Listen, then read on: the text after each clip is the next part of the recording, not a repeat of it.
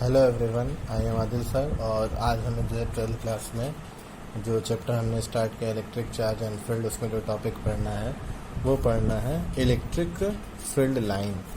ठीक है, जैसा आपने 10th क्लास में एक मैग्नेटिक फील्ड लाइन पढ़ी होंगी कि एक बार मैग्नेट हो, उससे N और S दो पोल हो गए, तो N से मैग्नेटिक फील्ड लाइन निकलती है, S की ओर जाती है और फिर मैग्नेट के अंदर S से N की ओर आती है।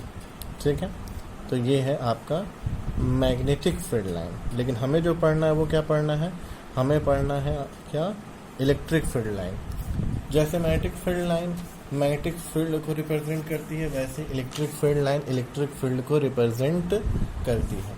ठीक है, ये अगर आप किताबी डेफिनेशन देखेंगे तो आपकी किताब में लिखा है electric field line of a force में be defined as the curve along which a small positive charge would tend to move when free to do so in an electric field। यानी एक इलेक्ट्रिक फील्ड में एक test charge को छोड़ दिया जाए तो वो जिधर की ओर भागेगा, टेंड करेगा, मूव करेगा, उधर की ओर हम इलेक्ट्रिक फील्ड लाइन खींचते हैं।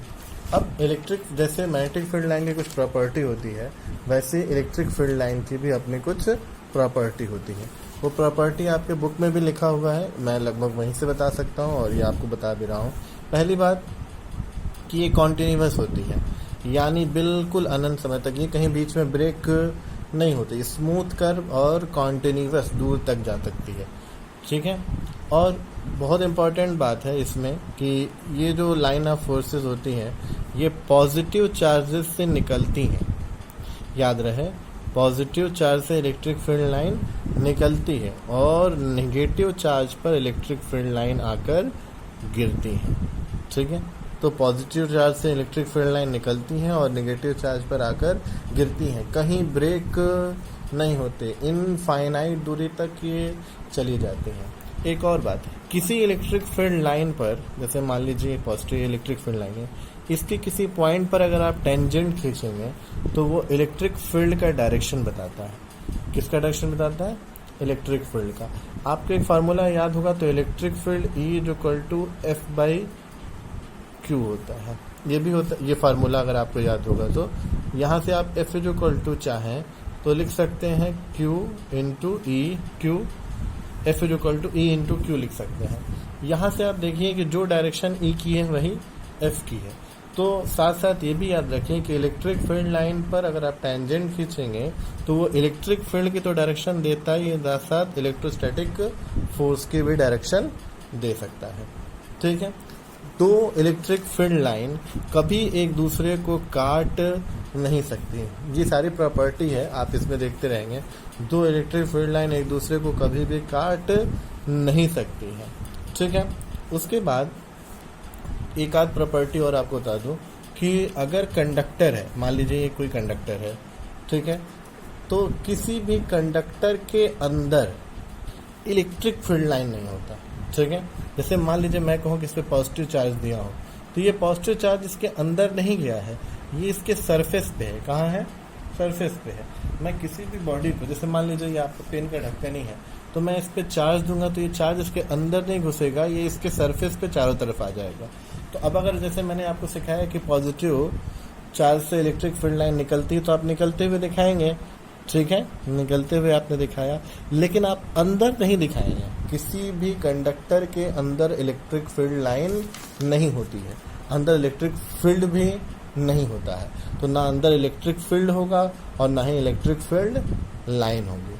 ये मेन इम्पॉर्टेंट आपको कुछ बातें जो हमने बताई हैं। इसमें एक और इम्पॉर्टेंट चीज़ समझ लीजिए, किसी भी कंडक्टर पे चाहे वो पॉजिटिव हो चार्ज उस पर रखा हो, चाहे नेगेटिव चार्ज, सपोज कीजिए पॉजिटिव रखा है, तो उससे जो इलेक्ट्रिक फील्ड लाइन लिखेगी वो सरफेस के परपेंडिकुलर ही होगी। सरफेस के क्या होगी? परपेंडिकुलर। मान लीजिए आपने स्फेरिकल एक कोई बॉल लिया है और कंडक्टर बॉल है, स्फेरिकल है, ठीक है, सर्कल नहीं स्फेरिकल है, और इस पर आपने चार्ज रखा है। ठीक है, तो इसके किसी भी पॉइंट पर, जैसे आप ये पॉजिटिव चार्ज, तो इलेक्ट्रिक फील्ड लाइन तो पॉजिटिव होगी तो बाहर निकलेगी, तो इसके इस पॉइंट पर परपेंडिकुलर होगी। ठीक है, तो कंडक्टर पर, या हाँ याद रखिएगा, किसी भी कंडक्टर पर जो इलेक्ट्रिक फील्ड लाइन होती है उसके शीट के क्या होती है? परपेंडिकुलर होती है। पिछले लेक्चर में मैंने आपको बताया था यूनिफॉर्म इलेक्ट्रिक फील्ड। आज फिर बता देता हूँ कि अगर अगर कुछ इलेक्ट्रिक फील्ड लाइन एक दूसरे से इक्वी डिस्टेंस पर और पैरेलल हो तो वो कैसे इलेक्ट्रिक फील्ड को रिप्रेजेंट करते हैं? यूनिफॉर्म इलेक्ट्रिक फील्ड को। कैसे? यूनिफॉर्म इलेक्ट्रिक फील्ड को क्या करेंगे? रिप्रेजेंट करते हैं। ये हमने पिछले लेक्चर में आपको बताया था। अब आपको जो है आपकी किताब से ही मैं बता दे रहा हूँ, लिखा है electric charge line for different charge conductor. कुछ के लिए आपको याद करना है, इसका फिगर आपको याद करना है। कभी कभी आपके बोर्ड एग्जाम में पूछा भी जाता है 1 नंबर में, बहुत सिंपली। तो आपको मैं धीरे धीरे बिल्कुल बहुत आसानी से बता देता हूँ। अगर पॉजिटिव चार्ज हो और पॉइंट चार्ज हो तो इलेक्ट्रिक फील्ड लाइन उससे निकलती हुई और जैसे फिगर बनाया है बिल्कुल ऐसे ही होगी, ठीक है। अगर नेगेटिव चार्ज हो तो इलेक्ट्रिक फील्ड लाइन बिल्कुल इसी का आप अपोजिट कर दें, लेकिन बस क्या आती हुई। याद रहे, पॉजिटिव चार्ज से इलेक्ट्रिक फील्ड लाइन निकलती है और नेगेटिव चार्ज पर इलेक्ट्रिक फील्ड लाइन गिरती है। अब जैसे आपको कह दिया जाए पॉजिटिव और नेगेटिव दोनों है, तब क्या होगा? तो सर पॉजिटिव चार्ज से इलेक्ट्रिक फील्ड लाइन आएगी और नेगेटिव चार्ज पर गिरेगी। पॉजिटिव चार्ज से निकलेगी और इलेक्ट्रिक फील्ड लाइन और नेगेटिव चार्ज पर गिरेगी। ये किस सिस्टम का है? याद है, ये एक पॉजिटिव और एक नेगेटिव सिस्टम का है। जिसे आप दोनों अगर चार्जेस बराबर हैं, स्मॉल डिस्टेंस पे हैं, तो याद है इसे क्या कह सकते हैं? Electric dipole. तो इलेक्ट्रिक डाइपोल के इलेक्ट्रिक फील्ड लाइन रिप्रेजेंट करने का ये एक तरीका भी है, ठीक है। अब आपको एक और बता दें कि दो फील्ड लाइन अगर दोनों पॉजिटिव चार्जेस हों, ऐसा सिस्टम हो जो दोनों के, ये सारे बोर्ड एग्जाम में आते हैं इसलिए आप इसे तैयार किए रहिएगा, ठीक है। 1 नंबर में आ जाता है कि दो पॉजिटिव चार्ज हो तो उनसे इलेक्ट्रिक फील्ड लाइन का सिस्टम कैसा होगा? अब इलेक्ट्रिक फील्ड लाइन दोनों पॉजिटिव है तो एक दूसरे को क्या करेंगे? रिपेल करेंगे।